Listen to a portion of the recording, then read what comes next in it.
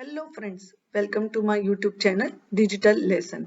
तो चलिए आज हम बात करते हैं अकाउंटिंग इक्वेशंस की।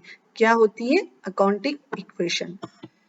Accounting equation, the accounting equation is the basis for double entry system of accounting. जैसा कि मेरे पिछले लेक्चर में हम लोगों ने डबल एंट्री सिस्टम के बारे में बात किया था कि हर ट्रांजेक्शन का डबल इफेक्ट पड़ता है, दो अकाउंट पे इफेक्ट पड़ता है और दो अपोजिट साइड्स पर इफेक्ट पड़ता है। तो उन्हीं के बेसिस पर हम कुछ अकाउंटिंग इक्वेशंस बनाते हैं।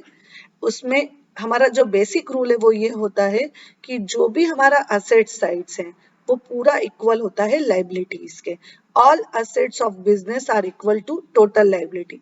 जितना भी असेट्स पोर्शन है इसमें सारी तरह की असेट्स आती है। बोले तो फिक्स असेट्स हैं, करंट असेट्स है, फिक्टिशियस असेट्स है, स्टॉक्स हैं, उन सबका जो टोटल है वो हमारी लाइबिलिटी के टोटल के बराबर आता है। और जब लाइबिलिटी के टोटल की हम बात करते हैं तो उसमें जितनी भी करंट लाइबिलिटीज है, जितनी भी फिक्स लाइबिलिटीज है, उन सबको हम मिक्स करते हैं। Assets of business provided by honour और क्रेडिटर। जो असेट्स होती हैं वो हमें कहाँ से मिलती हैं? वो मिलती हैं हमें ऑनर से और क्रेडिटर से। क्रेडिटर से क्यों? क्योंकि इसमें हम स्टॉक्स वगैरह भी इन्वॉल्व करते हैं, इसलिए उसे हम क्रेडिटर से मानते हैं। और जैसे कि फर्नीचर वगैरह है वो भी हम परचेस करते हैं, पर ये जरूरी नहीं होता कि कई बार हमने हाथों हाथ पेमेंट कर दिया हो, तो वो भी हमें मैंने क्रेडिटर से ही मिलता है। Liability of outsider are known as a liability. अब जब हम लाइबिलिटीज की बात करते हैं तो टोटल लाइबिलिटीज में हम करंट लाइबिलिटी, फिक्स लाइबिलिटी और कैपिटल को भी इन्वॉल्व करते हैं। पर चूंकि जो लाइबिलिटी वर्ड है वो सिर्फ आउटसाइडर लाइबिलिटीज के लिए यूज किया जाता है। इट मीन्स कि वो करंट लाइबिलिटी और फिक्स लाइबिलिटीज के लिए यूज किया जाता है। और जो ऑनर जो पैसा लगाता है बिजनेस में उसको हम कैपिटल से रिफर करते हैं। अब आप ये सोच रहे होंगे कि ऐसा क्यों है, इसको हम अलग क्यों बताते हैं और उसको क्यों अलग बताते हैं, और ऑनर ने जो पैसा लगाया उसको हम लाइबिलिटी क्यों ट्रीट करते हैं? एक्चुअली बिजनेस भी कुछ प्रिंसिपल, कंसेप्ट और कन्वेंशंस पे काम करते हैं। तो जब हम अकाउंट्स बनाते हैं तो उन्हीं के अकाउंटिंग के कंसेप्ट और कन्वेंशंस के अकॉर्डिंग हमें हमारे अकाउंट्स मेंटेन करने होते हैं। और उसमें ये माना जाता है कि बिजनेस और बिजनेसमैन बहुत अलग अलग पर्सनालिटी है, उनका अलग अलग अस्तित्व है, उनकी अलग अलग आइडेंटिटी है। तो अलग अलग आइडेंटिटी होने पर अगर बिजनेसमैन बिजनेस में कोई भी पैसा लगाता है, चाहे वो उसका इन्वेस्टमेंट हो, लेकिन वो बिजनेस के लिए लाइबिलिटी होता है, क्योंकि वो बिजनेसमैन का पैसा है और वो बिजनेस में लगा रहा है। तो कहने का मतलब ये है कि बिजनेसमैन और बिजनेस दोनों अलग अलग हैं। इसीलिए जो बिजनेसमैन बिजनेस में पैसा लगा रहा है उसको बिजनेस अपनी इंटरनल लाइबिलिटी मानता है और उसको वो एज ए कैपिटल शो करता है। अब एक क्वेश्चन और उठना चाहिए दिमाग में कि जब बिजनेसमैन ने उसको पैसा लगाया है तो हम बिजनेसमैन का नाम क्यों नहीं लिख रहे हैं? जैसे एक्स वाई जेड, किसी से भी हमने माल खरीदा या बेचा तो हम उनका नाम लेते हैं, या किसी को भी हम राम श्याम सबके नाम यूज करते हैं, तो बिजनेसमैन का नाम क्यों नहीं यूज कर सकते? बिजनेसमैन का नाम इसलिए यूज नहीं होता है क्योंकि वो जो अकाउंट्स है वो बिजनेसमैन के नाम से ही है। तो जिसका नाम का बिजनेस है हम उसके नाम का यूज इसमें नहीं कर सकते, इसलिए हम कैपिटल वर्ड यूज करते हैं। पर वो होती बिजनेस की इंटरनल लाइबिलिटी है, इसलिए उसे लाइबिलिटीज में शो किया जाता है। वो आउटसाइडर लाइबिलिटी नहीं है, वो इंटरनल लाइबिलिटी है। तो अकाउंटिंग इक्वेशन का सिंपल एक कॉन्सेप्ट है कि जितना भी एसेट्स का टोटल है वो पूरा लाइबिलिटी के टोटल के बराबर होना चाहिए, क्योंकि ये डबल एंट्री सिस्टम पर बेस करता है। The relationship that exist among assets, liability and capital can be express in form of accounting equation which is as follow. अब मैं आपको नेक्स्ट स्लाइड में कुछ अकाउंटिंग इक्वेशन के तरीके बताती हूँ। देखिए, इसमें मेरी पहली जो इक्वेशन है वो है total assets is equal to total liabilities plus capital. Capital जैसा कि मैंने आपको अभी समझाया कि आपकी इंटरनल लाइबिलिटी। अब इस इक्वेशन को अपन इसका साइड चेंज करके हम कुछ भी निकाल सकते हैं। जैसे इससे हमें टोटल असेट्स से पता है, इसमें हम टोटल लाइबिलिटी भी फाइंड कर सकते हैं और कैपिटल भी फाइंड कर सकते हैं। मतलब कहने का मतलब है कि अगर आपको कोई दो चीज पता हो तो तीसरी चीज आप इजीली फाइंड आउट कर सकते हैं। अब टोटल असेट्स में जैसे फिक्स असेट्स, करंट असेट्स है, और करंट असेट्स पर स्टॉक्स है, इन्वेस्टमेंट्स है, वो सब इन्वॉल्व किया जाता है। Current liability, long term liability और कैपिटल, ये सब लाइबिलिटी साइड में आता है। और अगर कैपिटल के साथ कोई प्रॉफिट है तो वो ऐड हो जाएगा, और अगर कोई लॉस है तो वो माइनस हो जाएगा। यहाँ पर मैंने एक एग्जांपल लिया है जिसकी हेल्प से मैं आप लोगों को अकाउंटिंग इक्वेशन एक्सप्लेन करना चाहती हूँ। जैसे एक एग्जांपल है जिसमें कुछ 5 ट्रांजेक्शन है, रेंडमली मैंने ये 5 ट्रांजेक्शन निकाले हैं और हम इसको सॉल्व करते हैं वन बाय वन। जैसे कि पहला है Babulal Cummins business with cash. तो कहने का मतलब है कि बाबूलाल है जो अपना कोई बिजनेस स्टार्ट कर रहे हैं, 90,000 रुपीज से उन्होंने अपना बिजनेस स्टार्ट किया है। सोचिए, आप सिंपल सोचिए, आप बिजनेसमैन नहीं है, आप कुछ भी नहीं है, आप सोचिए बिजनेस में हो क्या रहा है। बिजनेस में हो रहा है कि 90,000 रुपए बिजनेस में आ रहे हैं, मतलब कैश आ रहा है, और कौन लगा रहा है उसको? बाबूलाल।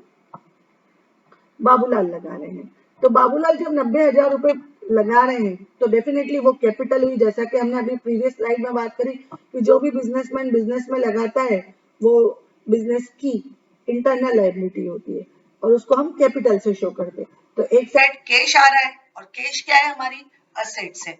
तो कैश तो हमने असेट साइड में लिखा 90,000, और लाइबिलिटी में हमने कैपिटल में डाले 90,000। तो ये वही हमारा इक्वेशन फुलफिल हो गया, हमारा assets is equal to liability हो गया। Second equation, withdraw cash for private use. No, he purchase goods on credit for ₹15,000। ये वाली सेकेंड इक्वेशन है, मैंने पहला थर्ड पढ़ लिया था। तो here stock of business will be increase by 15,000। वो कैसे? क्योंकि आपने गुड्स खरीदा है। गुड्स क्या है? आपका स्टॉक, जिसका आप बिजनेस करते हैं। और स्टॉक आप कहाँ लिखते हैं? बैलेंस शीट की असेट साइड में। मैं आपको बैलेंस शीट बनाना मेरे अपकमिंग लेक्चर्स में बताऊंगी कि हम बैलेंस शीट्स कैसे बनाते हैं। अभी सिर्फ आप ये समझिए कि कौन असेट्स है और कौन लायबिलिटी है।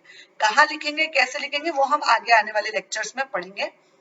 स्टॉक क्या है? हमारा असेट्स, क्योंकि हम उससे बिजनेस करते हैं। क्या आपने इसके लिए कुछ कैश दिया? नहीं दिया, क्योंकि क्रेडिट लिखा है। तो इसका मतलब आपको फ्यूचर में उसको पेमेंट करना होगा, और जब आप फ्यूचर में उसको पेमेंट करेंगे इट मींस आज वो आपकी क्या है? क्रेडिटर, आपकी लायबिलिटी है। तो आपकी लायबिलिटी है वो। तो जब वो आपकी लायबिलिटी है तो इट मींस कि आपकी असेट्स तो 15,000 से और बढ़ गई।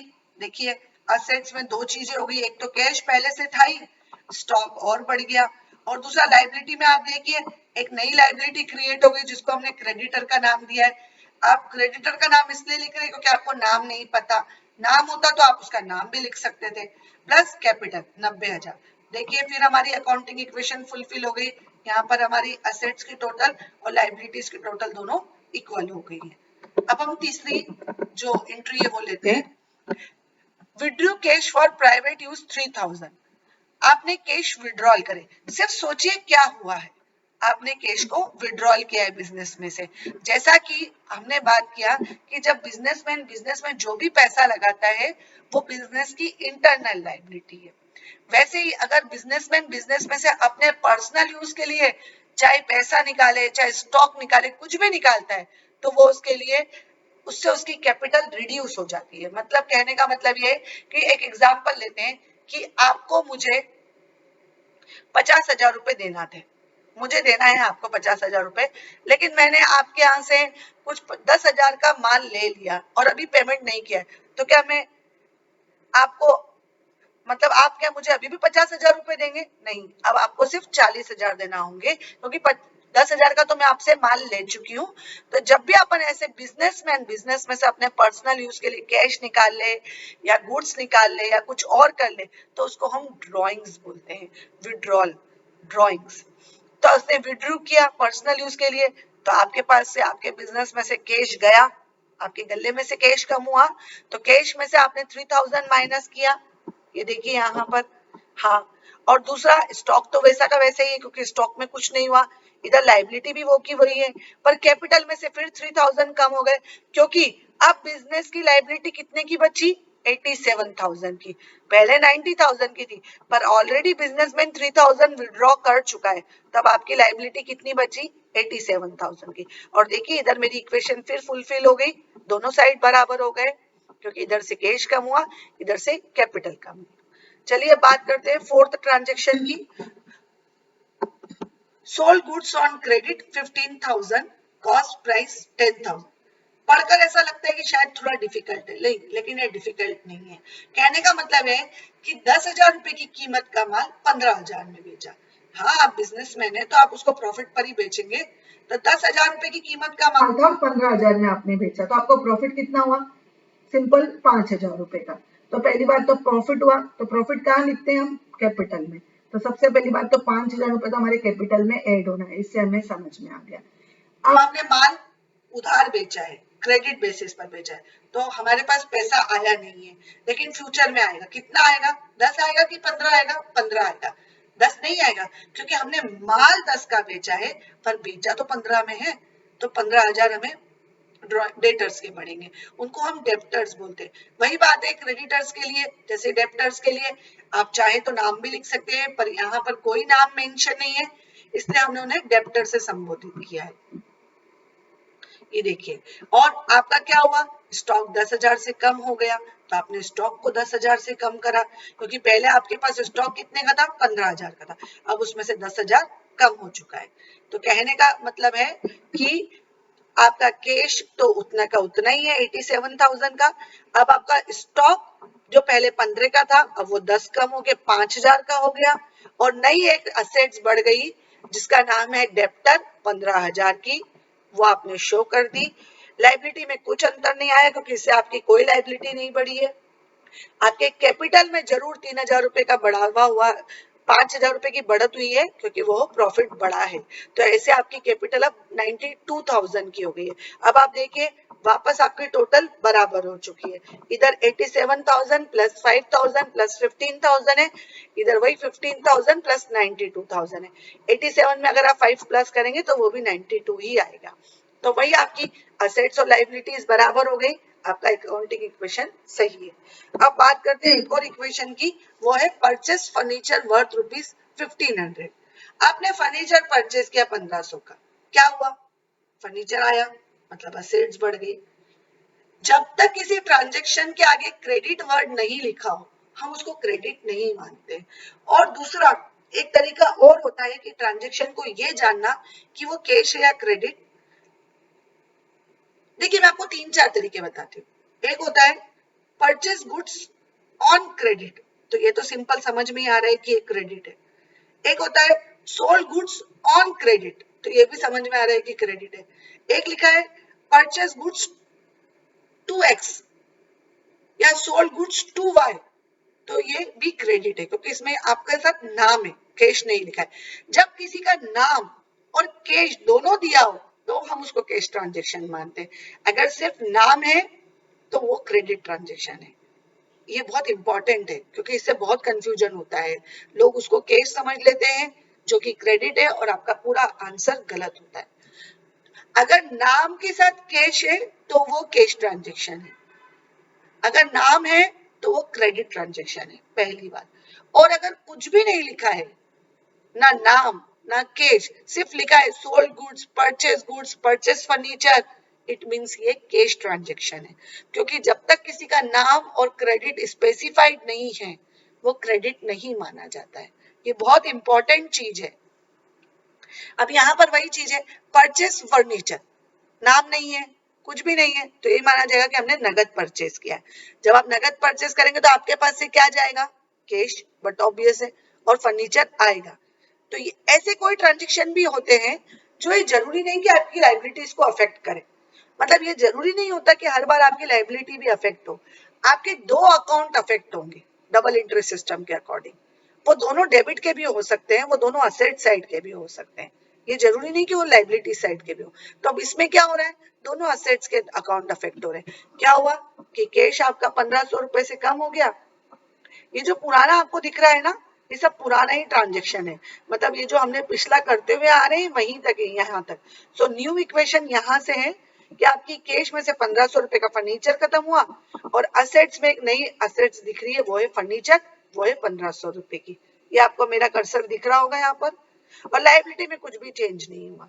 तो कहने का मतलब एक तरफ से कैश 1,500 से कम हुआ, दूसरी तरफ मैंने फर्नीचर 1,500 का बता दिया, तो बात तो वही की वही हुई, और दोनों इक्वेशन बराबर हो गई। अकाउंटिंग इक्वेशन का इंपॉर्टेंस उतना ज्यादा नहीं है, क्योंकि जब हम जनरल लेजर और ट्रायल बैलेंस वगैरह बना लेते हैं तो हमें अकाउंटिंग इक्वेशन का इतना मदद नहीं होता। ये सिर्फ इनिशियल स्टेज पर आपको ये समझने में हेल्प करता है कि डबल अफेक्ट कैसे पड़ता है और कैसे हम ट्रांजैक्शन को बैलेंस करते हैं और कैसे उनके इम्पैक्ट को देखते हैं और कैसे हम ये समझ पाते हैं कि इसमें क्या हो रहा है। मतलब अगर मैं आपसे अकाउंटिंग ट्रांजैक्शन की बात करूं या अकाउंटिंग इक्वेशन की बात करूं तो सिर्फ अकाउंटिंग इक्वेशन आपको ये हेल्प करेगा कि आप ये समझ पाए प्रैक्टिकल तौर पे कि क्या हुआ है बिजनेस में, क्या ट्रांजैक्शन हो रहा है, क्या आ रहा है, क्या जा रहा है, कौन सा अकाउंट अफेक्ट हो रहा है, कैसे अफेक्ट हो रहा है, इंक्रीज हो रहा है कि डिक्रीज हो रहा है। Thank you so much. Please subscribe to my channel, like the video and share with your friends. आपको कोई भी डाउट हो, कोई भी क्वेश्चन हो और कोई भी आप टॉपिक पे मुझसे कुछ इंफॉर्मेशन चाहते हैं तो प्लीज कमेंट कीजिए। और मेरी अपकमिंग सीरीज में आप देखिए जनरल और जनरल से रिलेटेड सारी एंट्रीज, लेजर और उसके आगे के चैप्टर्स। Thank you.